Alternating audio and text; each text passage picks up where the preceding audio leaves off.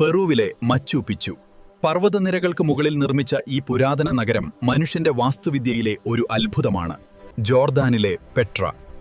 പാറകളിൽ കൊത്തിയെടുത്ത ഈ നഗരം പുരാതന ലോകത്തിന്റെ അത്ഭുതങ്ങളിൽ ഒന്നായാണ് കണക്കാക്കപ്പെടുന്നത്. ക്രൊയേഷ്യയിലെ പ്ലാവിസ് തടാകങ്ങൾ. ഒന്നിനു താഴെ ഒന്നായി ഒഴുകുന്ന വെള്ളച്ചാട്ടങ്ങളും നീലത്തടാകങ്ങളും ഈ വനമേഖലയെ സ്വർഗ്ഗതുല്യമാക്കുന്നു. അമേരിക്കയിലെ ഗ്രാൻഡ് കാന്യോൺ.